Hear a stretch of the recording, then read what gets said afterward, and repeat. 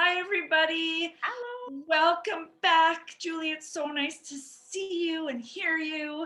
We are going to be doing a little special thing today because in Canada, it's Bell Let's Talk Days during this week. So it's a big week where people are a little bit more open to talking about mental health.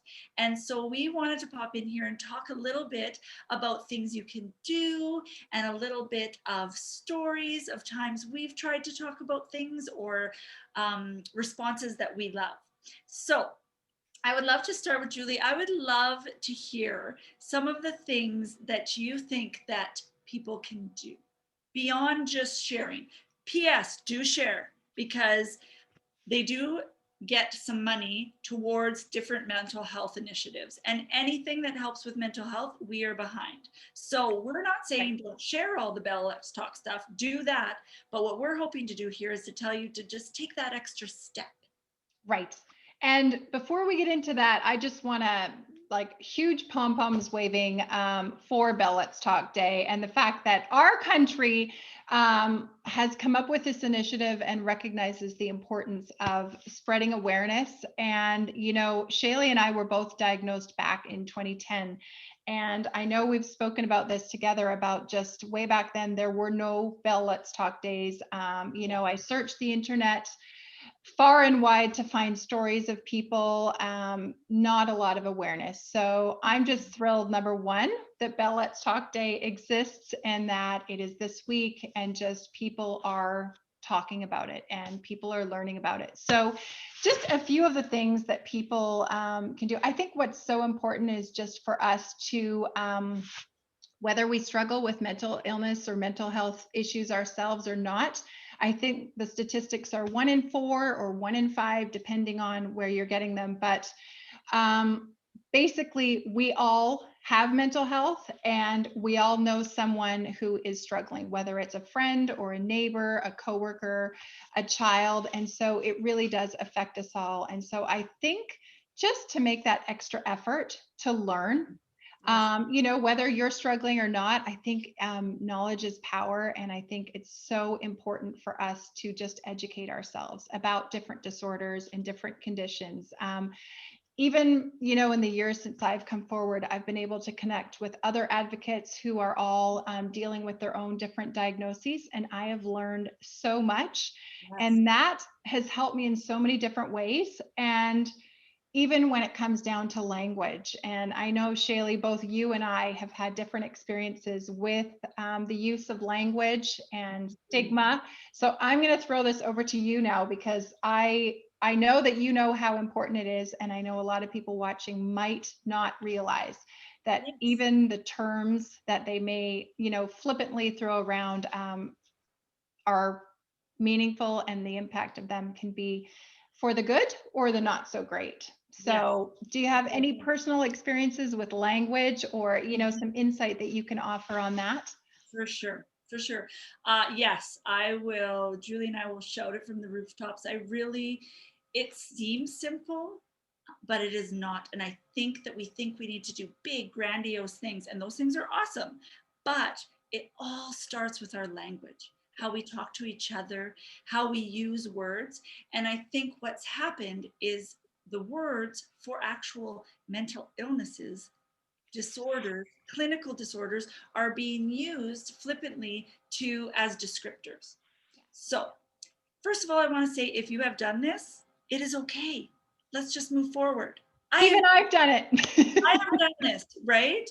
And one thing that is a little discouraging that I've been noticing a lot on social media is some of the words being used. So, right now, what's going around a lot is obsessed. I'm obsessed with this face cream, or I'm so obsessed with this outfit or this snack or whatever. And I get that it's trying to show a big emotion, like you love it so much. But OCD is actually a really, really hard illness. And when we try to come forward, or our friends with obsessive compulsive disorder try and explain their obsessions, if we have flippant language about that, they can't really explain it. Yeah. And it's a serious thing to be obsessed. It's not cute. and it has nothing to do with face cream. Yeah. So I think that's just an example right now. And it's interesting how it catches on. You know how you hear, when you hear things, you say things more? I caught myself saying it the other day and I was like, wow. So I understand that it's hard. So my tip, that's something that I do, is I find a word or a phrase to replace it. Because just thinking don't do that doesn't help our brains. And sometimes when I tell myself to not do something, I do it more, right? So something that I do is I try and have something in my back pocket to replace it, because we know like it takes 21 days to change a habit or things like that. So that's something I've been working on. So mine for obsessed is I'll say that I am wild about that, or that's kind of my one for right now. It's hard to find ones when you're so used to hearing that. So that would be my tip about that. And I know, Julie, you've actually had some personal experience about with our diagnosis word, and I'd love for you to share. Yes. So Shaley and I both have bipolar 2 disorder, for anyone just tuning in or not familiar with us. And so unfortunately, over the years, yes, I have heard on more than one occasion, either my child is behaving so bipolar, or I was in a restaurant once and my hometown is Vancouver, Canada, where the weather is wildly unpredictable. And so we got to the end of the meal, we were talking about the weather, how it was sunny and rainy and sunny. And I thought, oh no, here it comes. And sure enough, he said, oh, the weather is so bipolar. And, a lot of the times I loved what you said, Shaley, about sort of planning ahead, because in the moment, you can get off guard, get caught off guard, be shocked, and it is hard to know how to respond. And of course, I don't want to add more to the stigma by, being upset and angry. So in that moment, I actually was quiet. And then we left the restaurant, and my husband said, "What is going on? You are a mental health advocate. You are not going to just let this slide by, are you?" And so I took a moment and I thought about it, and I actually went back into the restaurant. And so I think it's so important, if we are going to address people that sometimes use comments that are, not appropriate or a little offensive. I just thought it was so important that I go in there with a gentle spirit and remind myself that I don't think he meant any harm by it. It's just, you hear it so often. And so I did pull him aside and I said, "I just need to let you know that I have bipolar 2 disorder. And, it's a very difficult disorder to live with, and perhaps there would be," and I didn't even need to finish. He looked at me and he apologized. He was Oh, almost tearing up. And I think sometimes it just takes us, as hard as it can be, just making people aware, that actually bipolar disorder is a real diagnosis, and it represents a lot of pain and struggle. And so to just throw that word out in reference to the weather is really hard and yeah. disrespectful. And so, sometimes just making someone aware, I kind of think, I don't think he'll ever make a comment about bipolar and the weather again. And, so now I kind of do have some responses in my head. Someone once said their 2-year-old was acting, so bipolar. And, my response was, well, I have bipolar and I don't act that way. So I think as long as we remind ourselves that people, for the most part, they mean well, they're not mean spirited. And once you take the time to gently educate them or just open their eyes a little, I mean, it's a game changer. And I think that's another thing that's so great about Bell Let's Talk Day, just more and more people, sharing their stories and more awareness. And, Yeah. I'll just jump back to the OCD, references that we hear time and time again. And I know I'm guilty of doing it in the past. And like you had said, we're not perfect. We're going to make mistakes. We're going to use language and then, learn afterwards. So we can't beat ourselves up. But time and time again, I hear the term, "Oh, he's so OCD," or "You wouldn't believe his closet. His clothes are just, he is so OCD." And, now knowing that obsessive compulsive disorder is there are so many different symptoms, and it's so much more than just, keeping a clean closet. So that's an area that I know I need to come up with a better response, because I don't have a good one yet when someone Yeah. throws that out. So I need to come up with something. If you've got any advice on that one, Shaley, amazing. And, obsessed, yes, I'm guilty of saying that too. So I am going to replace that wording with your suggestion. Aw. Yeah. Yeah, I've worked really hard on that one. And just to jump on Julie's thing, another thing is to joke about it too, right? Yeah. It's like a stab to the heart. Another easy thing you could do too is don't do the ridiculous OCD funny tests about Smarties, etc., and then share it on Facebook. Yeah. It like obsessive compulsive disorder can be debilitating. I don't have it, but I know people that do, and I know that they're just not organizing Smarties. So that was our big example on that one for sure. But yeah, finding different language. And I want to talk to, because you have to be really, really strong in where you're at as a mental health advocate or stable to be able to do what Julie did. Don't feel pressure that that's something that you're going to be able to do right away. This is years of advocating, but guess what? It goes back to what Julie says, whereas if you are someone that isn't struggling with a mental disorder, health disorder, and and you're with someone that does, you can speak up. Yeah. You can say people, and what you did was beautiful, is putting a personal example with it, because honestly, we worry so much about making people uncomfortable in the moment, but think about the hurt and the pain that is happening with someone that actually has a mental health disorder. I think that we need to, and you said the word perfectly, gently, but I think we need to normalize making mistakes, and we need to normalize gently calling each other out, because just making this being nice or making everything comfortable is not going to get us to move forward. Yeah. Well, and there are so many times too where I have heard references and I've just been caught off guard, and I just simply, once it was in a notary's office and it was just a very formal meeting, and I froze, and that's okay, because I went home and it gave me time to think about, okay, when that happens again, what's a better response? But completely lost my train of thought now. Okay, it's back. It's back. And this happens all the time. For any of our regular watchers, this happens all the time. But I think now when I hear someone flippantly throw out the term OCD, I immediately have a picture of some of my favorite advocates in my mind. And so by them coming forward with their stories, they've put a human face to OCD, and that is what pops into my mind. And so that is part of the reason why I have come forward, to give people a real life living example of bipolar 2. And my hope and prayer would be that if they're out and about in town and one of their friends throws out a flippant comment about the weather being bipolar, my hope would be that maybe, just maybe, they would say, well, you know what? I once met a woman with bipolar 2, and, she's actually quite predictable, a lot of the time. And so I think once we have a different picture in our mind, or we've met someone and a disorder has become real, I think that makes all the difference. And it's just a blanket statement, right? Too, you might not be able to say, I'm not like that. Maybe you're in a place where you are unpredictable, but that still doesn't mean that you can compare me to the weather. Right.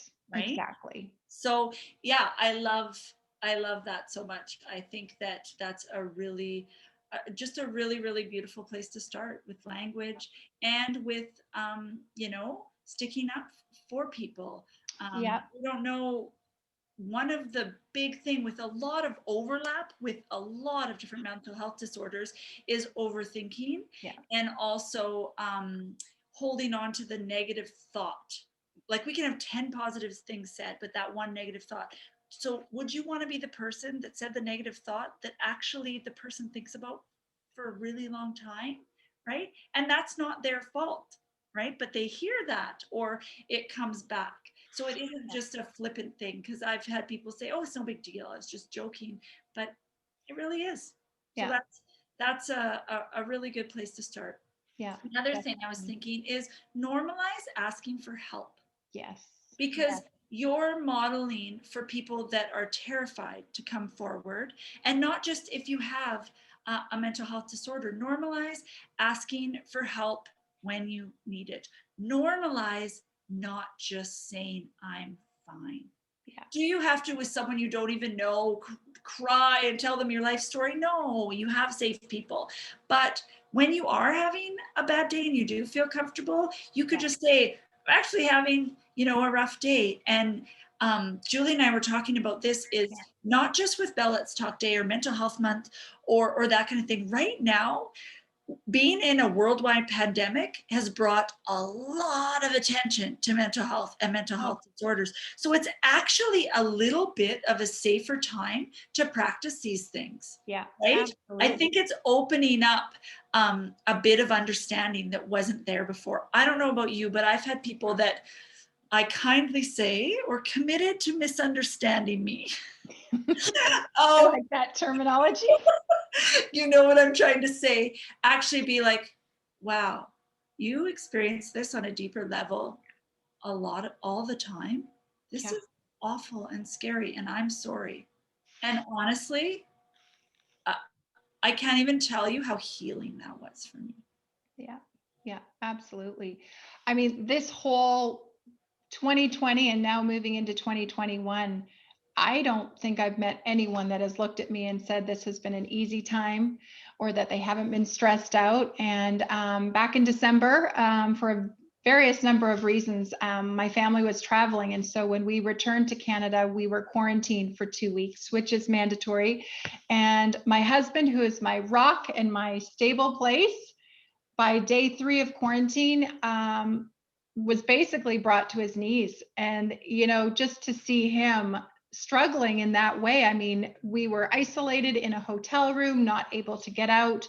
So I think you are pretty much safe to open up or speak to anyone at this, stage of our lives, and you'll be able to have an open, honest conversation about just the different struggles, because I think, I've definitely had my struggles. It has been a very tough past 12 months. I mean, to think that we've been living through this pandemic for a year. So I think yes, go out on a limb, ask people how you're doing, how they're doing, respond when you're asked. But then also, I think for me, a lot of times I'm guilty of not really listening. And so I assume someone is okay. And so if someone actually is going to tell me they're having a hard time, I need to be willing to open up and step into that place with them. And I think more than ever now, we have this ability to empathize with people because we're all going through this together. So I think definitely what you said, asking people, how are you doing? And then really listening. And the other thing is, a lot of people will wait until you tell them what you need specifically. And I think a lot of times, just show up with a meal. Just go ahead and get, an extra load of groceries and drop it at the door, because I think a lot of times, sometimes people don't even know exactly what they need in that moment. So I think send the text. Send the text. Send the text. Can change a life. You start there. You don't even know how the little things can help. And to add on to yours, because this has happened to me, is don't expect, like, when people are doing really bad, something in return. For example, you might have to leave it at the door. Right? It is not rude, or we are not trying to be offensive. And it's not that we're not thankful, but sometimes we are in a space where we don't want to be seen, but it still means so much to us. But I know sometimes I've felt in the past, and we might put this on ourselves without the person that brought the meal, right? Even putting that on us. But I know I don't like to, one of my big wounds is I don't want to be any trouble to anybody. I don't want to put people out. I'm a better helper. I don't like taking help. So letting the person know that there's not an expectation, right? And not a response. And unless you're in a close circle and it would be okay, don't try to go in unless that's something, right? Obviously, there are different situations where you need to, but if you're just, dropping off a friendly meal. Another thing is, depending on how you can help someone, think about where you are in their circle. right? Because there are certain things that my close circle, that people that I know have a good heart, can say more or do more than someone that's just on the periphery and we're acquaintances and things like that. So just take into consideration that with your language as well. I thought of one more thing that that was really important that I heard the other day, and I had to really think about it. And again, it's going to go back to where you are in the circle. Yeah. And what you're experiencing with, because we think because of other things, it's really, really helpful to say me too, or I've experienced that before, especially we've learned that with the Me Too movement, and we do want to know we're not alone. But if you don't struggle with bipolar 2, it actually makes me shrink back into my quiet shell when I hear someone that doesn't struggle say, oh, I felt like that. I feel like that completely diminishes, the debilitating symptoms that I have. And so just be very careful and feel it out. But if you don't actually suffer from that exact thing, don't say me too, or don't say I understand, which sounds totally countercultural or the wrong thing. And but I always, yes. I always used to put the pressure on myself, I need to say the right thing or do the right thing. And at the end of the day, just being there and listening without saying anything can mean the world. But I have had people say, I don't know what to do. What should I say? Mental health struggles can be awkward. We want to do the right thing, but we're so afraid of doing the wrong thing. My advice would be, don't let that stop you from doing something. And I've had someone say, I've left message after message for this person. I get the sense they don't, want to hear from me. And as someone that has been in a very dark place and has not picked up their phone or returned messages, leave the message, leave the encouraging message, send that text, because we get them and we read them, and we might be in a place where we are so overwhelmed that we cannot respond, but it doesn't mean that it's not impacting us and letting you know that we are loved. And I kind of relate it to sort of having a love tank. And so all of those messages and random, acts of kindness sort of fill us up and get us through those darker moments. So, and even I've got to admit, even I struggle with wondering if I'm saying the right things at the right time. And I need to not let that stop me from trying. And when I mess up, I would hope that the people in my life would, know that my heart is in the right place and that I care for them deeply.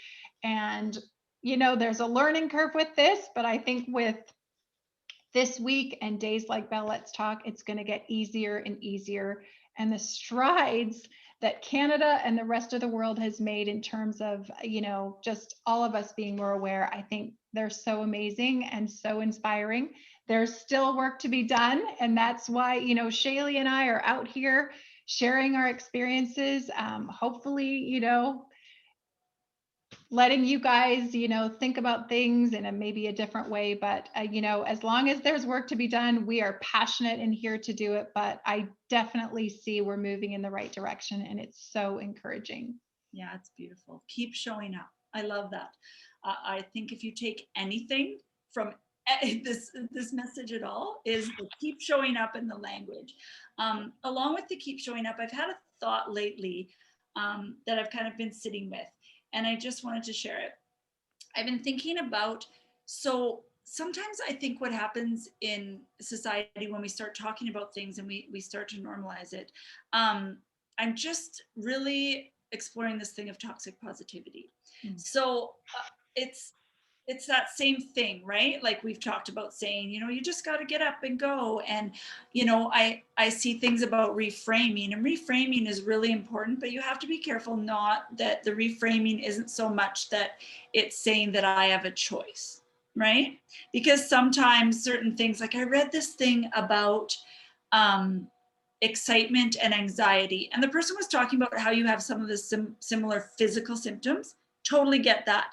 But then it was like, how reframe them and how you experience them. And I'm thinking to myself, if I'm having a panic attack and I'm having an anxious thought, and I'm just supposed to reframe them, be like, no, you're actually excited and I can't breathe. Like, I think we just need to be a little bit careful with that language. And I see the goodness that people are trying to bring forward, but I think that sometimes we're dipping a little bit into the toxic positivity, and I want to be just for us to be mindful of that, and mindful of the whole, you know, you can, like, this big idea that you can control everything in your mind, because we know this is an illness and it is not a choice. So just think about that too when you're sharing really, really positive things. Am I telling you to share all the sad and terrible things? No, just think about it. Like, I sometimes I'm so terrible, you're probably gonna laugh at me, but like the good vibes only, I'm like, well, then I can't come and I can't hang out with you because I don't have good vibes only. So there you go. But I saw someone that just said, they had a thing up behind them and it said, it did, what did it say? Any vibe, all vibes allowed, Yes. or something like that. And I was like, oh, that's so inclusive. I love that so much. And Well, just, yeah. right? Even I try to be a positive person, and so I have actually thought to myself late at night, oh no, am I guilty of toxic positivity? And I think I'm going to just keep on being me and be positive. Totally. But I think the important thing is to leave space for the both and I think you have talked about that. Yes.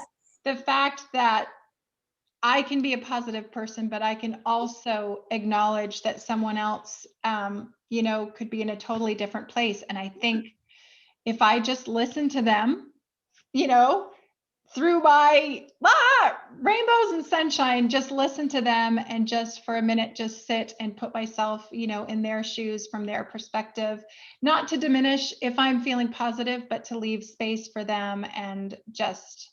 Yeah, that's a I, really good point, because you don't have to not be positive. I just think that there's a line.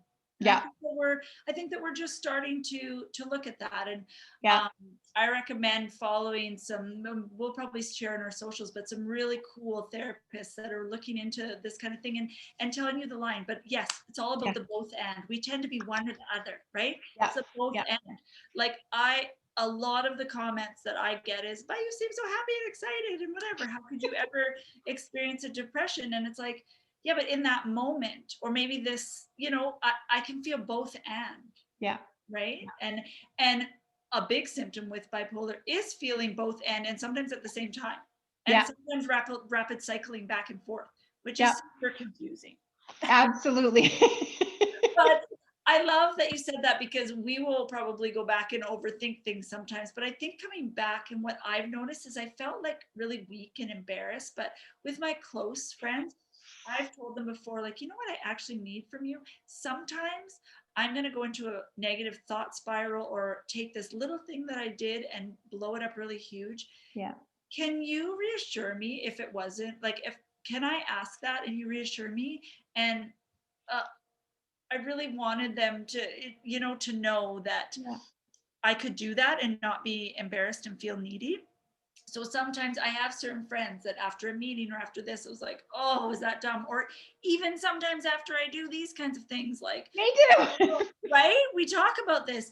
And but I think it's a beautiful thing that you can check in. And I think one of the most beautiful questions people have asked me is like, oh, well, how did you feel about that? Or yeah, like, how did you feel about that? Or how did you think that went?